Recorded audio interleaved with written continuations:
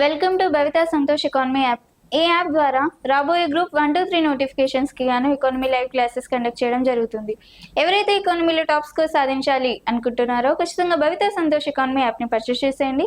App price వచ్చి 7,500 and ఇందులో test series కూడా అవైలబుల్గా ఉన్నాయి 501 రూపీస్కి. కాబట్టి ఖచ్చితంగా పర్చేస్ చేసేయండి. అండ్ భవిత సంతోష్ ఎకానమీలో డైలీ కరెంట్ అఫైర్స్ అనేవి తెలుగు మరియు ఇంగ్లీష్ మీడియంలో కూడా అవైలబుల్లో ఉన్నాయి. కాబట్టి ఖచ్చితంగా భవిత సంతోష్ ఎకానమీ యాప్ని పర్చేస్ చేసేయండి. అలాగే ఛానల్ని సబ్స్క్రైబ్ చేయండి. అండ్ ఈరోజు డైలీ కరెంట్ అఫైర్స్లో భాగంగా కొన్ని క్వశ్చన్స్ని మనం మాట్లాడుకుందాం. ఫస్ట్ క్వశ్చన్, భారతదేశపు అతి పొడవైన కేబుల్ ఆధారిత రైల్వే వంతెన ఎక్కడ ఉంది? మరి దీనికి సంబంధించి ఆప్షన్స్ని కనుక చూసుకుంటే option A Arunachal Pradesh, option B Meghalaya, option C Manipur and option D Ranchi. మరి భారతదేశపు అతి పొడవైన కేబుల్ ఆధారిత రైల్వే వంతెన అనేది రాంచీలో ఉంది. మరి where is India's longest cable powered railway bridge is located? So India's longest or largest cable powered railway bridge is located on Ranchi. Second question, ప్రపంచ బ్యాంక్ నివేదిక ప్రకారం 2022-23 నాటికి పేదరికపు రేటు ఎంతవరకు తగ్గిందని వివరించింది? మరి దీనికి సంబంధించి ఆప్షన్స్ని కనుక చూసుకుంటే option A 1.1%, option B 2.8%, option C 6.2% and option D 2.3%. మరి ప్రపంచ బ్యాంక్ నివేదిక ప్రకారం 2022-23 నాటికి పేదరికం అనేది దాదాపుగా 2.3% వరకు తగ్గింది అని అంచనా వేయడం జరిగింది. 2.3% వరకు తగ్గిందని అంచనా వేయడం జరిగింది. మరి ప్రపంచ bank or according to the World Bank report, how far has the poverty rate come down by 22-23? According to the World Bank report, in the percentage of 2.3%, the poverty rate come down by 22-23. So మరి ఈ ప్రపంచ bank నివేదికలో పేదరికపు రేటుకు తగ్గుముఖం పట్టింది అని చెప్పి ప్రపంచ బ్యాంక్ వివరించడం జరిగింది. మరి దీనికి సంబంధించి మరికొంత సమాచారాన్ని కనుక తెలుసుకుంటే మరి ప్రపంచ బ్యాంక్ నివేదికలో పేదరిక రేటు అనేది తగ్గుముఖం పట్టింది అని చెప్పి వరల్డ్ బ్యాంక్ వారు వివరించడం జరిగింది.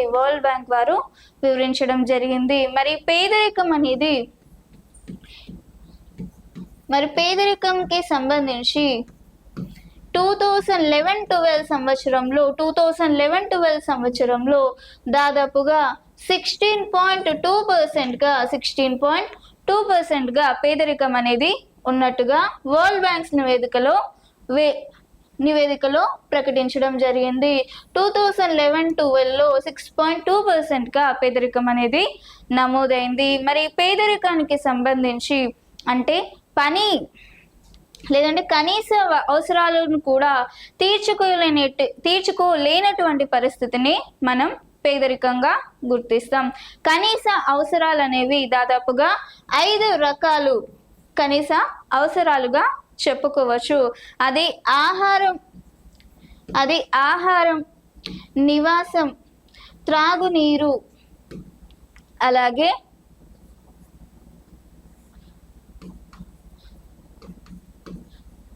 విద్య మరియు వైద్యం విషయంలో ఆహారం, నివాసం, త్రాగునీరు, విద్య మరియు వైద్యం విషయంలో కనీస అవసరాలను కూడా తీర్చుకోలేనటువంటి ఈ 5 స్థితులని మనం పేదరికంగా పిలుస్తాము. మరి ఈ పేదరికపు శాతంలో దాదాపుగా 2011-12లో 16.2%గా ఉండగా ఇప్పుడు పేదరికం అనేది తగ్గుముఖం పడుతుందన్నట్టుగా వరల్డ్ బ్యాంక్ అనేది నివేదించడం జరిగింది. మరి పేదరికం అనేది ఎక్కడ ఎక్కువగా ఉంటుంది అంటే అభివృద్ధి చెందుతున్న దేశాలలో ఎక్కువగా ఉంటుంది. అభివృద్ధి చెందుతున్న దేశాల్లో మరియు అభివృద్ధి చెందని దేశాలలో ఎక్కువగా కనిపిస్తుంది. అంటే అభివృద్ధి చెందుతున్న దేశాల్లో మరియు అభివృద్ధి లేని దేశాలలో ఎక్కువగా కనిపిస్తుంది. ఒకవేళ అభివృద్ధి చెందిన దేశాల్లో ఒకవేళ పేదరికం ఏర్పడినప్పటికీ అది తాత్కాలిక పేదరికంగానే గుర్తించాలి. ఎందుకంటే ఆ పేదరికం ఏర్పడినప్పటికీ వాళ్ళు ఈజీగా దాని నుంచి బయటపడే అవకాశం అనేది అది అభివృద్ధి చెందిన దేశాల్లో ఉంటుంది. మరి అభివృద్ధి చెందిన దేశాలుగా మనం అమెరికా, జపాన్, జర్మనీ, రష్యా ఇలాంటి దేశాలను చెప్పుకోవచ్చు. అభివృద్ధి చెందుతున్న దేశాలుగా మన ఇండియాని ఎగ్జాంపుల్గా చెప్పుకోవచ్చు. అభివృద్ధి లేని దేశాలుగా చాలా దేశాలని చెప్పుకోవచ్చు. మరి ఈ అభివృద్ధి లేని దేశాల్లో మరి వీటికి సంబంధించి ఎక్కువగా పేదరికం ఉంటుందని చెప్పవచ్చు. మరి పేదరికకి సంబంధించి పేదరికపు రేఖ ద్వారా పేదరికాన్ని గుర్తించడం జరుగుతుంది. ఒక్కొక్క వారు ఒక్కొక్క విధంగా గుర్తించడం జరిగింది. దీనిలో పేదరికపు రేఖ ఆధారంగా మనకి కొంత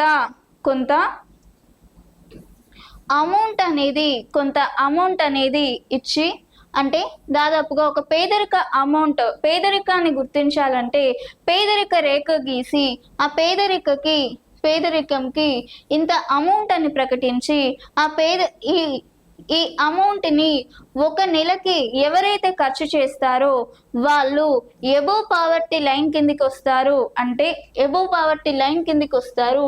ఎవరైతే ఖర్చు చేయలేరో వాళ్ళు బిలో పావర్టీ లైన్ కిందికి వస్తారు అని చెప్పి దీని ద్వారా వాళ్ళు పేదరికాన్ని లెక్కిస్తారు.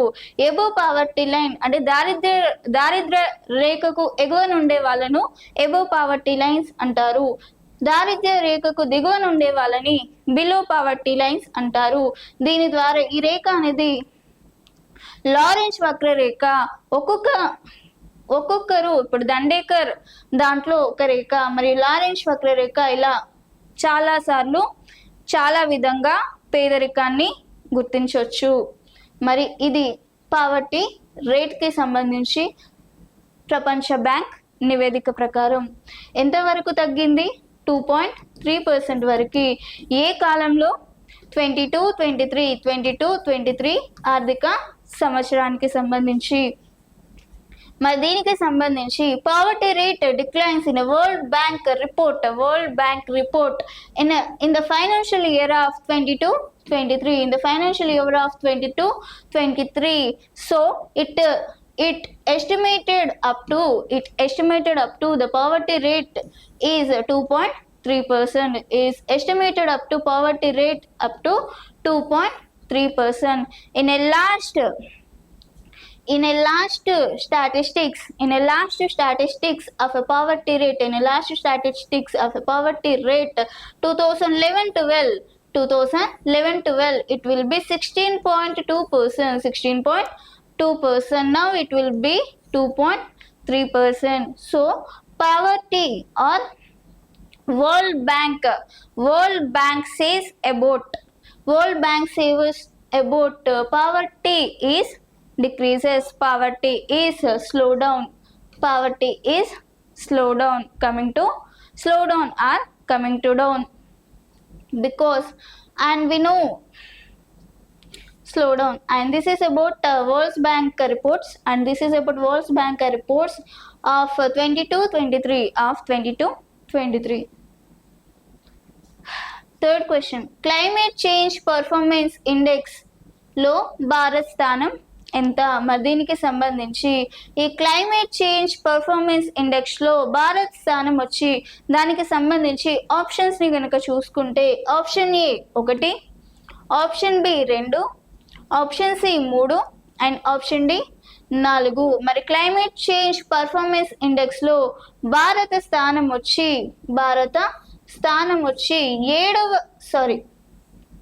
క్లైమేట్ చేంజ్ ఇండెక్స్ లో భారత్ స్థానం వచ్చి 10వ స్థానంలో ఉంది. భారత స్థానం వచ్చి 10వ స్థానంలో ఉంది.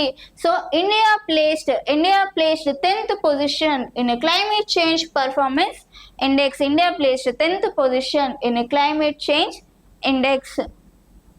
మరి దీనికి సంబంధించి మరికొంత సమాచారాన్ని కనుక తెలుసుకుంటే క్లైమేట్ చేంజ్ పర్ఫార్మెన్స్ ఇండెక్స్ అంటే వాతావరణానికి సంబంధించి భారతదేశానికి సంబంధించిన లేదంటే ప్రపంచానికి సంబంధించిన సూచికగా చెప్పుకోవచ్చు. అంటే ప్రపంచంలో ఉన్న ఒక వెదర్ రిపోర్ట్ గా కూడా ఈ క్లైమేట్ చేంజ్ పర్ఫార్మెన్స్ ఇండెక్స్ ని చెప్పుకోవచ్చు. మరి క్లైమేట్ చేంజ్ పర్ఫార్మెన్స్ ఇండెక్స్ లో ఈ భారత్ అనేది ఏ రంగంలో ఏ స్థానంలో ఉంది అనే విషయాన్ని తెలుసుకుందాం. మరి దీనికి సంబంధించి భారత్ అనేది గ్రీన్ హౌస్ ఎఫెక్ట్ లో మరియు అలాగే విద్యుత్ వినియోగంలో అధిక రేటింగ్స్ ని కలిగి ఉంది. అంటే హైయెస్ట్ రేటింగ్స్ ఎందులో ఉంది? గ్రీన్ ఎఫెక్ట్స్ అంటే కార్బన్ ఉద్గారాలను వెలువట చేయడంలో అంటే కాలుష్య విషయంలో మనము హైయెస్ట్ రేటింగ్స్ లో ఉన్నాము. అలాగే విద్యుత్ వినియోగంలో కూడా హైయెస్ట్ వినియోగంలో ఉన్నాము అని చెప్పి క్లైమేట్ చేంజ్ పర్ఫార్మెన్స్ రిపోర్ట్స్ అనేది వివరించడం జరిగింది. మరి అలాగే వాతావరణ విధానంలో భారత్ అనేది మధ్యస్థ స్థానంలో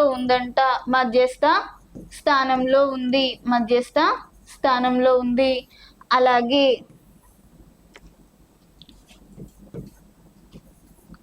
పునరుత్పత్తి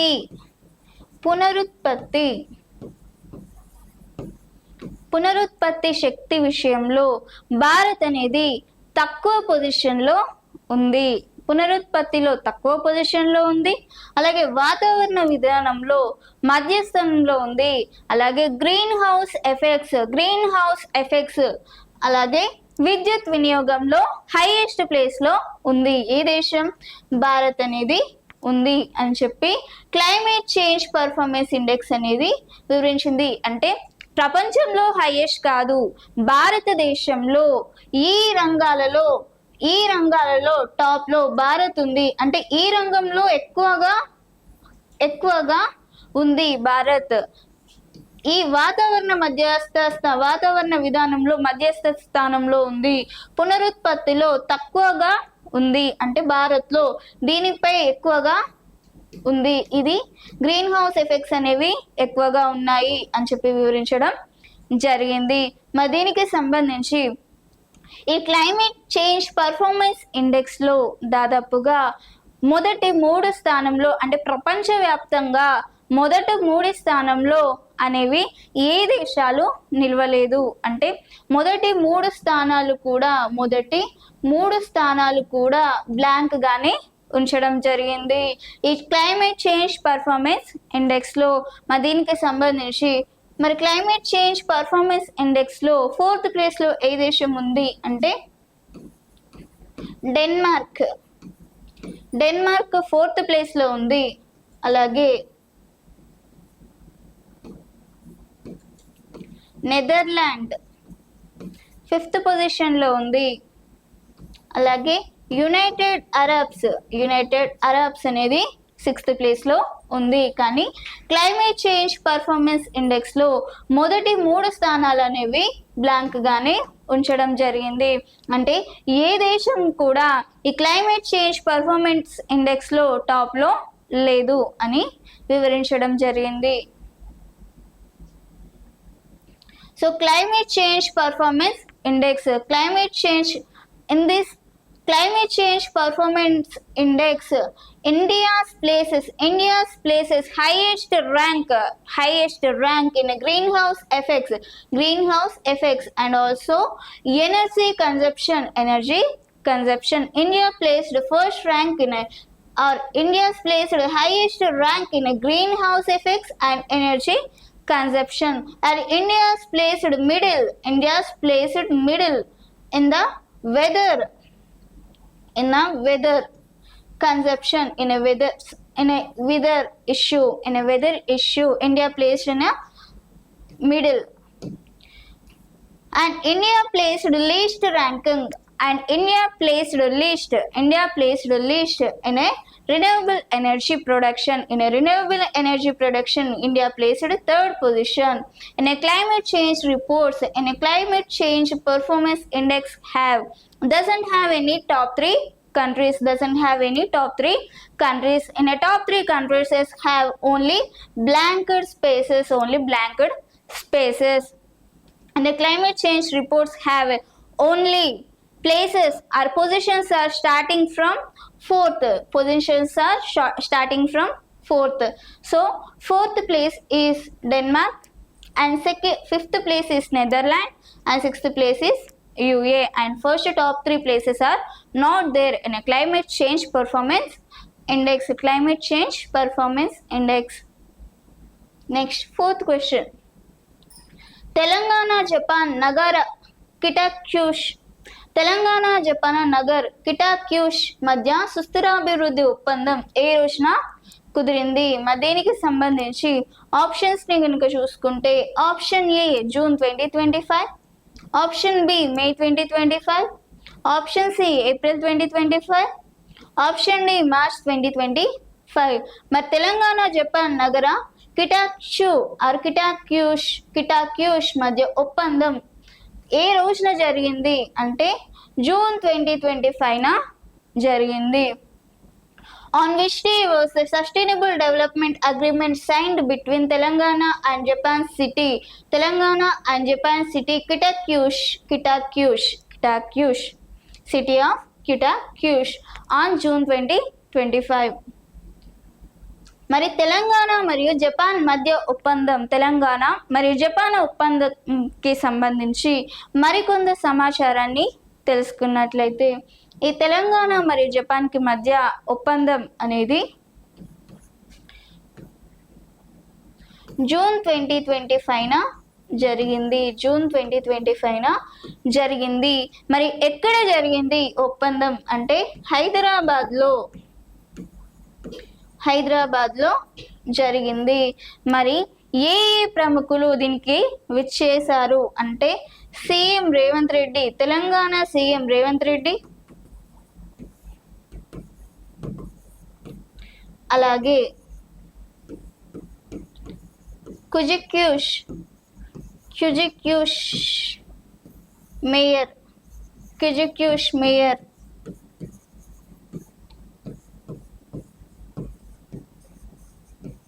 కాజు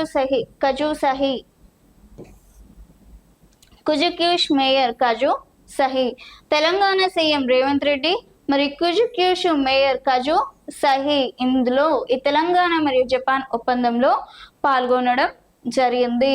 మరి ఈ ఒప్పందంలో భాగంగా ఈ ఇద్దరు ప్రముఖులు కూడా ఒప్పందంపై సంతకాలు చేయడం జరిగింది. మరి దీనికి సంబంధించి మరి ఏ అంశాలపైన వీరు ఈ ఒప్పందంపై సంతకం చేశారు అంటే సమగ్ర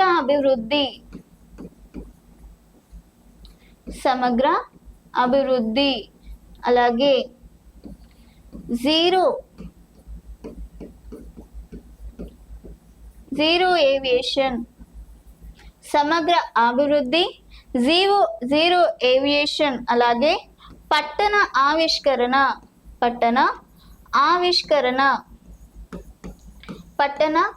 ఆవిష్కరణలో ద్వైపాక్షిక సంబంధం అనేది బలోపేతం చేయడానికి అంటే సమగ్ర అభివృద్ధి, జీరో ఏవియేషన్ మరియు పట్టణ ఆవిష్కరణలో ద్వైపాక్షిక సంబంధం అనేది బలోపేతం చేయడంలో భాగంగా ఈ తెలంగాణ మరియు జపాన్ కి మధ్య ఒప్పందం అనేది జరగడం జరిగింది.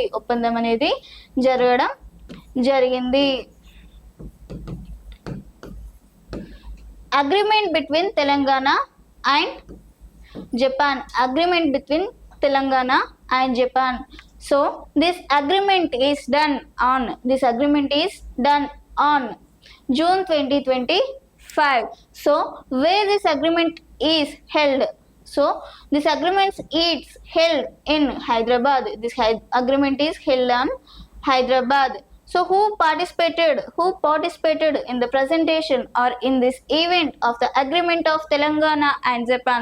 So in India, in Telangana side, CM Revanth Reddy is participated in this event, and Japan said, QT Mayor Kaju Sahi is participated in this event. So in this event, both Telangana CM and Kyushu Mayor is signed in this agreement. Both the CM and Mayor are signed in this agreement. So what is the purpose of this agreement? So the purpose of this agreement is strengthening bilateral relationship such as cooperation of integrated development and zero aviation. Because what is the purpose? To the bilateral strengthening the bilateral cooperation, strengthening the bilateral cooperation. Main purpose of the agreement is strengthening bilateral cooperation such as cooperation of integrated development and zero aviations are the purpose. Next fifth question, మొట్టమొదటి mobile soiling testing ల్యాబ్ను ఏ రాష్ట్ర ప్రభుత్వం ప్రారంభించింది? మరి దీనికి సంబంధించి ఆప్షన్స్ని కనుక చూసుకుంటే option A Maharashtra, option B Karnataka, option C Andhra Pradesh and option D Telangana. మరి మొట్టమొదటి సాయిల్ టెస్టింగ్ ల్యాబ్ని ఏ రాష్ట్ర ప్రభుత్వం ప్రారంభించింది అని అంటే తెలంగాణ రాష్ట్ర ప్రభుత్వం ప్రారంభించడం జరిగింది. మరి మొబైల్ సాయిలింగ్ టెస్ట్ల గురించి, which state government has started the first mobile soil testing lab? So the Telangana state government has started the first mobile soiling tested lab. మరి మొబైల్ సాయిలింగ్ టెస్టెడ్ ల్యాబ్, ఈ మొబైల్ సాయిలింగ్ టెస్టింగ్ ల్యాబ్కి సంబంధించి మరికొంత సమాచారాన్ని గనక తెలుసుకుంటే, ఈ మొబైల్ సాయిలింగ్ టెస్ట్ అనే ల్యాబ్ అనేది దేనికోసం అంటే ఈ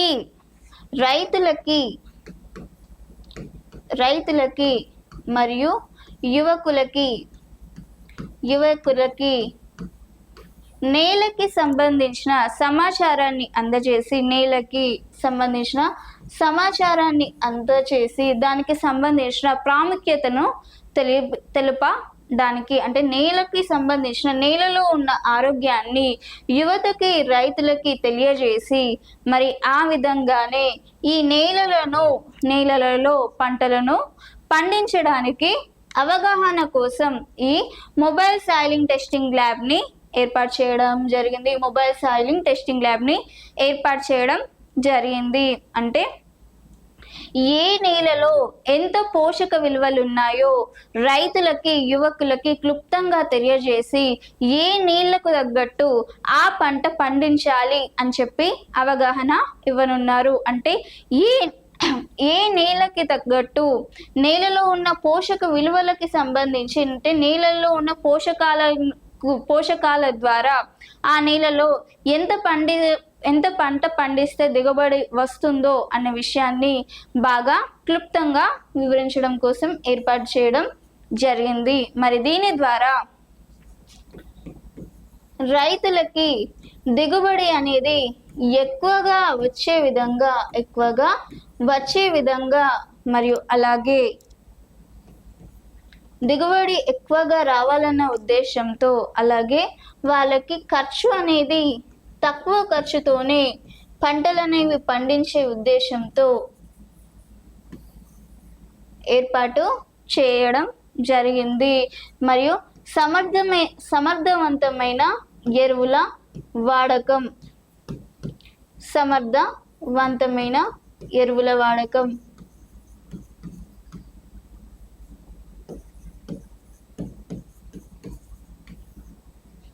అంటే దిగుబడి ఎక్కువగా ఉంచి, అంటే దీని ద్వారా రైతులకి దిగుబడి ఎక్కువగా ఉండేలాగా, అలాగే తక్కువ ఖర్చుతో వాళ్ళు పంటలు పండించే విధంగా, అలాగే సమర్థవంతమైన ఎరువులు వాడే విధంగా అవగాహనను కల్పించడం కోసం ఈ మొబైల్ సాయిల్ టెస్టింగ్ ల్యాబ్ని ఏర్పాటు చేయనున్నారు. Mobile soiling test lab is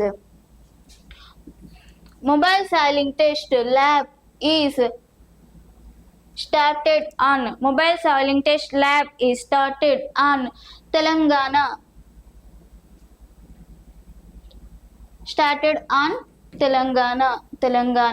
state government. Why Telangana state government is introduced this mobile soil testing lab? Because to awareness of, or to raise the awareness of farmers and youth about soil and formation, and also the effective of fertilization, or the effective use of fertilization to increase more profit, and also reduces the cost.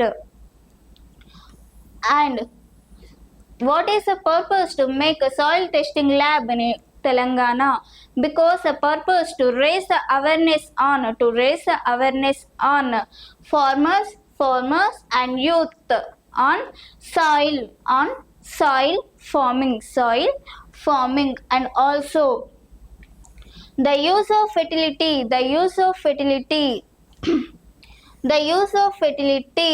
to make or increasing profits, and reduces the cost. This is the main purpose to introduce mobile soiling testing lab in Telangana. Sixth one, Global Platform for Disaster Risk Reduction 2025 సమావేశం ఎక్కడ జరిగింది? Where was the Global Platform for the Disaster Risk Reduction 2025 meeting is held? మరి దీనికి సంబంధించి options కనుక చూసుకుంటే, option A Italy, option B Geneva, option C Bern, option D Germany.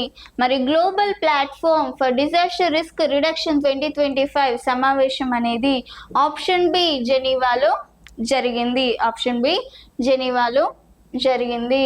మరి ఈ GPDRR 2025 సమావేశానికి సంబంధించి మరికొంత సమాచారాన్ని గనక తెలుసుకున్నట్లయితే, మరి ఈ సమావేశం యొక్క ముఖ్య ఉద్దేశం ఏంటి, మరి ఎక్కడ జరిగింది, ఏ థీమ్తో జరిగింది అనే విషయాలు తెలుసుకుందాం. మరి ఈ సమావేశం అనేది ఎప్పుడు అంటే జూన్ 2 నుంచి 6 వరకు ఈ సమావేశం అనేది జరిగింది. జూన్ 2 నుంచి 6 వరకు ఈ సమావేశం అనేది జరిగింది. మరి ఎక్కడ జరిగింది అంటే జెనీవాలో జరిగింది. మరి జెనీవా అనేది ఏ కంట్రీలో ఉంటుంది అంటే స్విట్జర్లాండ్లో ఉంటుంది. జెనీవా అనేది స్విట్జర్లాండ్లో ఉంటుంది. మరి దీనికి సంబంధించి మరి జెనీవా మరి ఈ సమావేశంలో భాగంగా మరి ఈ సమావేశానికి ఎవరు ఆతిథ్యం ఇచ్చారు అంటే స్విట్జర్లాండ్ ఈ సమావేశానికి ఆతిథ్యం ఇచ్చింది. స్విట్జర్లాండ్ ఈ సమావేశానికి ఆతిథ్యం ఇచ్చింది. మరి ఈ సమావేశానికి స్విట్జర్లాండ్ మరియు UNDRR సంయుక్తంగా అధ్యక్షతన వహించాయి. అంటే దీనికి స్విట్జర్లాండ్ ఆతిథ్యం ఇచ్చింది, అలాగే స్విట్జర్లాండ్ మరియు UNDRR మధ్య అధ్యక్షతన ఈ సమావేశం అనేది జరిగింది. GPDRR 2025 సమావేశం అనేది స్విట్జర్లాండ్ మరియు UNDRR మధ్య ఈ ఒప్పందం అనేది జరిగింది. ఈ సమావేశం అనేది ఈ వీరి అధ్యక్షతన జరిగింది. మరి ఎందుకోసం ఈ సమావేశాన్ని ఏర్పాటు చేశారు అంటే సమాజ అభివృద్ధి కోసం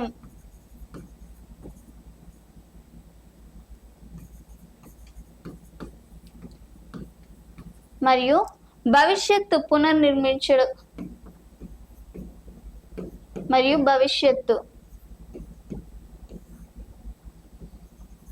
భవిష్యత్తు నిర్మాణం కోసం అంటే సమాజ అభివృద్ధి కోసం అలాగే భవిష్యత్తు నిర్మాణం కోసం ఈ సమావేశాన్ని ఏర్పాటు చేయడం జరిగింది. ఎక్కడ? జెనీవాలో. ఈ జెనీవా అనేది ఏ దేశంలో ఉంది? స్విట్జర్లాండ్లో. మరి ఈ సమావేశానికి స్విట్జర్లాండ్ అనేది ఆతిథ్యం ఇచ్చింది. అలాగే స్విట్జర్లాండ్ అండ్ UNDRR అధ్యక్షతన ఈ సమావేశం అనేది జరిగింది. మరి ఏ థీమ్తో ఈ సమావేశం జరిగింది అని అంటే ఎవ్రీడే కౌంట్స్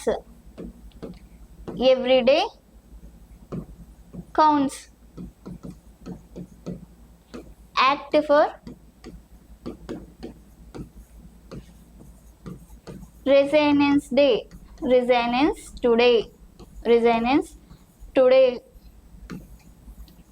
అంటే ఏ థీమ్తో దీన్ని స్టార్ట్ చేశారు అంటే థీమ్తో దీన్ని ప్రారంభించారు అంటే everyday counts act for resonance today అనే థీమ్తో ఈ సమావేశాన్ని ప్రారంభించారు. ఎందుకోసం ఈ సమావేశాన్ని ప్రారంభించారు అంటే సమాజ అభివృద్ధి కోసం అలాగే భవిష్యత్తు నిర్మాణం కోసం ఈ సమావేశాన్ని ప్రారంభించడం జరిగింది. So the GPDRR 2025 meeting is held on Geneva. So this summit is held in between June 2nd to June 6. So Geneva is placed which country? So Geneva is placed in Switzerland. So Switzerland is hospitality for this GPDRR summit 2025 and this summit co-chairpersons are Switzerland and UNDRR. Both are the co-chairpersons in a GPDRR summit. So what is the theme of this summit? The theme of this summit is everyday counts, act for resonance today. Everyday counts, act for resonance today is the theme of this summit. So what is the purpose to conduct this summit? So the purpose of this summit or the purpose of this meeting is social development and future sustainable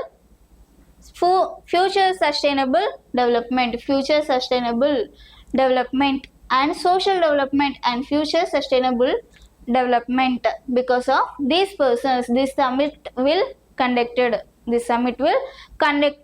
on Geneva placed in Switzerland and June 2 to 6.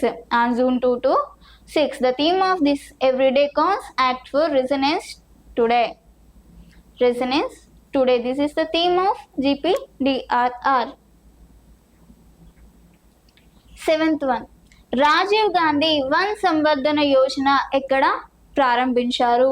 మరి దీనికి సంబంధించి ఆప్షన్స్ని గనక చూసుకుంటే option A Nagaland, option B Meghalaya, option C Manipur, and option D Himachal Pradesh. మరి రాజీవ్ గాంధీ వన్ సంవర్ధన్ యోజన అనేది ఎక్కడ ప్రారంభించారు అని అంటే హిమాచల్ ప్రదేశ్లో ప్రారంభించడం జరిగింది. మరి వన్ సంవర్ధన్ యోజనకి సంబంధించి where was Rajiv Gandhi Van Samvardhan Yojana launched? So the Van Samvardhan Yojana is launched on Himachal Pradesh. launched on Himachal Pradesh. మరి రాజీవ్ గాంధీ వన్ సంవర్ధన్ యోజనకి సంబంధించి మరికొంత సమాచారం. మరి రాజీవ్ గాంధీ వన్ సంవర్ధన యోజన అనేది ఎందుకోసం ప్రారంభించారు, మరి ఎక్కడ ప్రారంభించారు మొదటిగా అంటే హిమాచల్ ప్రదేశ్లో ప్రారంభించారు. హిమాచల్ ప్రదేశ్లో ప్రారంభించారు. ఎవరు ప్రారంభించారు అంటే హిమాచల్ ప్రదేశ్ ముఖ్యమంత్రి అయిన ఠాకూర్ సుఖ్వీర్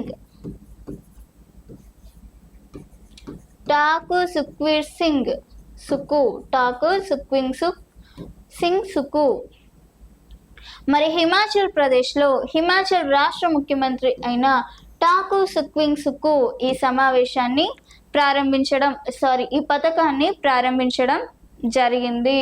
మరి దీంట్లో భాగంగా దేనికోసం దీన్ని ప్రారంభించారు ఈ పథకాన్ని అంటే పర్యావరణ పరిరక్షణ కోసం మరియు సమాజం యొక్క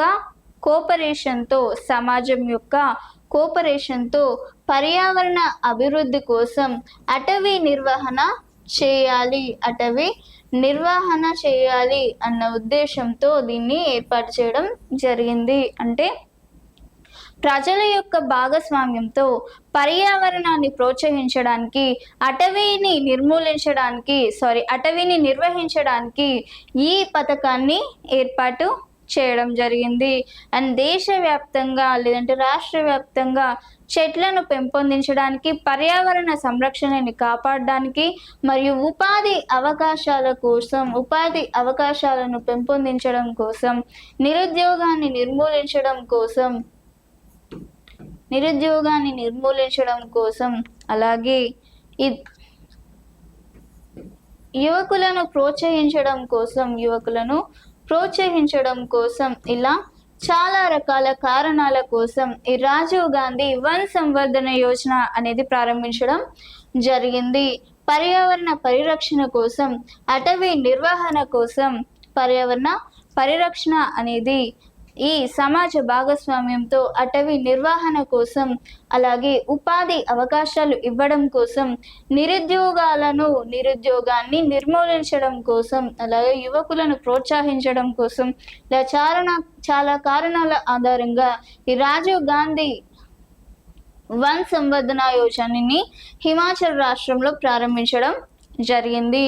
ఎవరు ప్రారంభించారు హిమాచల్ ప్రదేశ్లో అంటే హిమాచల్ రాష్ట్ర ముఖ్యమంత్రి ఠాకూర్ సుఖ్వీర్ సింగ్ సుకు గారు ప్రారంభించడం జరిగింది. So Rajiv Gandhi Van Samvardhana Yojana is started on Rajiv Gandhi One Samvardhan Yojana is launched on Himachal Pradesh. So who inaugurated this policy is Himachal State CM Thakur Sukhvir Singh Sukhu is inaugurated this policy or launched this policy. This policy is for protecting environment with the help of society and also makes employment and to reduce unemployment and also to encourage youth. So because of these reasons, the Rajiv Gandhi One Samvardhana Yojana policy is started or launched on the state of Himachal Pradesh. Who started? The Himachal Pradesh CM Thakur Sukhvir Singh is started or inaugurated or launched this policy.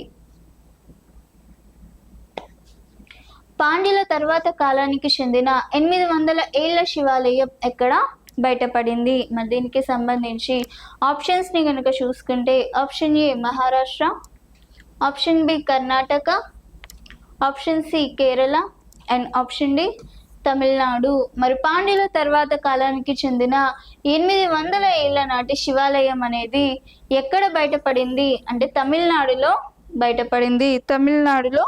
బయటపడింది. Where did the 800 years old Shiva temple of the post Pandya period come to be discovered? So in this Tamil Nadu state 800 years old Shiva temple of the post Pandya period comes to be discovered. మరి దీనికి సంబంధించి మరికొంత సమాచారాన్ని తెలుసుకున్నట్లయితే 800 ఏళ్ల నాటి శివాలయం అనేది ఎక్కడ బయటపడింది అనంటే తమిళనాడులో బయటపడింది. మరి దీనికి సంబంధించి దాదాపుగా 1217 మరి 1218 సిఈ కాలానికి చెందిన శిలా శాసనాలు కూడా ఇక్కడ బయటపడ్డాయి. ఎక్కడ తమిళనాడులో 1217 మరి 1218 సిఈ కాలానికి చెందిన తమిళ శిలా శాసనాలు అనేవి బయటపడ్డాయి. ఇక్కడ తమిళనాడులో 800 ఏళ్ల నాటి శివాలయం కూడా బయటపడింది. మరి శివాలయం అనేది పాండ్యుల కాలానికి లేదంటే పాండ్యుల అనంతరానికి చెందిన శివాలయంగా చెప్పుకురావడం జరిగింది. మరి పాండ్యులకి సంబంధించి పాండ్యులు 6 నుంచి 14వ శతాబ్దానికి చెందినవారు. చెందిన వారు పాండ్యులు. మరి వీరికి సంబంధించి పాండ్యుల రాజధాని మదురైగా చెప్పుకోవచ్చు. మరి ఈ పాండ్యుల అనంతరం ఏర్పడిన ఈ శివాలయం అనేది ఇప్పుడు ఈ తమిళనాడులో బయటపడినట్టుగా చెప్పుకురావడం జరిగింది. మరి ఈ శివాలయం యొక్క పేరేంటి అంటే తన్ననేశ్వరం. ఈ ఆలయం యొక్క పేరు వచ్చి తన్ననేశ్వరం ఆలయంగా చెప్పుకొచ్చారు. తన్ననేశ్వరం ఆలయం తమిళనాడులో బయటపడింది. ఏ కాలం అనంతరంది? పాండ్యుల అనంతరంకి చెందిన తన్ననేశ్వరం శివాలయం దాదాపుగా 800 సంవత్సరం నాటి శివాలయం అనేది బయట పడింది. 800 years old Shiva temple is discovered in the state of Tamil Nadu and also the name of temple is Tannaneshwaram.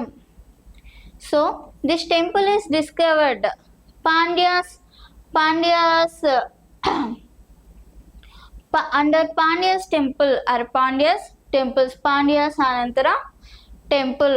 The Pandyas are 6th to 14th centuries. So the capital of Pandyas is Madurai. Next, జాంబియాకి చెందిన మాజీ అధ్యక్షుడు Edgar లుంగుకు ఏ రోజున మరణించాడు? మరి దీనికి సంబంధించి ఆప్షన్స్ని కనుక చూసుకుంటే option A May 2025, option B August 2024, option C July 2024 and option D June 2025. మరి జాంబియాకి చెందిన మాజీ అధ్యక్షుడు ఎడ్గర్ చాంగ్వా లుంగ్ దాదాపుగా జూన్ 2025న మరణించడం జరిగింది. Edgar Chagwa Lungu the former president of Zambia died on which day? So he died on June 2025. మరి ఈ ఎడ్వర్డ్ చాగ్వా లుంగ్ కి సంబంధించి మరికొంత సమాచారాన్ని తెలుసుకున్నట్లయితే ఈయన 11th నవంబర్ 1958న జన్మించడం జరిగింది. ఈయన జాంబియా దేశానికి మాజీ అధ్యక్షుడు. మరి జాంబియా దేశానికి 6వ అధ్యక్షుడు. జాంబియా దేశానికి మాజీ అధ్యక్షుడుగా ఎడ్గర్ చాంగ్వాలుంగ్ గారు ఉన్నారు. మరి ఈయన జాంబియా దేశానికి 6వ అధ్యక్షుడుగా ఉన్నాడు. మరి ఏ కాలానికి ఈయన జాంబియా దేశానికి అధ్యక్షుడుగా ఉన్నాడు అంటే 2015 to 21 కాలానికి ఈయన ఈ జాంబియా దేశానికి అధ్యక్షుడిగా పనిచేశాడు. రీసెంట్గా జూన్ 2025న తాను తుది శ్వాస విడవడం జరిగింది. జూన్ 2025న కన్నుమూశాడు. మరి ఎడ్వర్డ్ చాంగ్వాలుంగ్కి సంబంధించి మరికొంత సమాచారాన్ని, లేకపోతే ఇది ఈయనకి సంబంధించిన సమాచారం. So the Edward Chagwa Lungu born on 11th November 1958 and he worked as the president of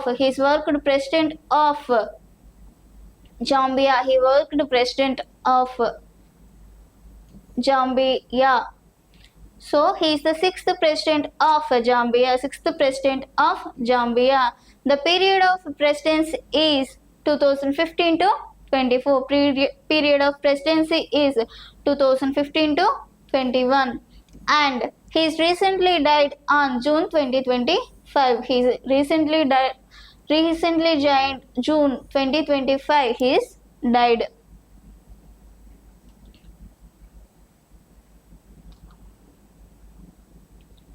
Tenth question. 400 మీటర్ల ఫ్రీ స్టైల్లో ఎవరు కొత్త ప్రపంచ రికార్డ్ సాధించారు? మరి దీనికి సంబంధించి ఆప్షన్స్ని కనుక చూసుకుంటే option A Deepthi Jeevanji, option B Soumya Gugulothu, option C మెకొంటెష్, ఆప్షన్ డి అర్నియాన్ టిట్నాస్. దీనికి సంబంధించి 400 మీటర్ల ఫ్రీ స్టైల్లో ఎవరు కొత్త ప్రపంచ రికార్డు సాధించారు అంటే మెకింటోష్ 400 మీటర్ల ఫ్రీ స్టైల్లో కొత్త రికార్డ్ని సాధించడం జరిగింది. మరి ఈ 400 మీటర్ల కొత్త ప్రపంచ రికార్డ్కి సంబంధించి మరికొంత సమాచారాన్ని తెలుసుకుందాం. మరి 400 మీటర్ల కొత్త ప్రపంచ రికార్డ్ అనేది మెకింటోష్ దాదాపుగా 3 నిమిషాల్లో 54.18 సెకండ్స్లో రికార్డ్ని సృష్టించడం జరిగింది. మెకింటోష్ దాదాపుగా 3 నిమిషాల్లో 54.18 సెకండ్స్తో రికార్డు సృష్టించడం జరిగింది అంటే స్విమ్మింగ్లో. మరి ఈ రికార్డు గత సంవత్సరంలో అర్నియాన్ టిట్నాస్ గత సంవత్సరంలో 3 నిమిషాల్లో దాదాపుగా 55.38 సెకండ్స్తో గత సంవత్సరంలో అర్నియాన్ టిట్నాస్ రికార్డ్ని సాధించగా, ఈ సంవత్సరం మెకింటోష్ 3 నిమిషాల్లో దాదాపుగా 54.18 సెకండ్స్లో ఈ రికార్డ్ని తిరగరాయడం జరిగింది. So a new world record of 400 meters is held. He's got Macintosh. A new world record of 400 meters is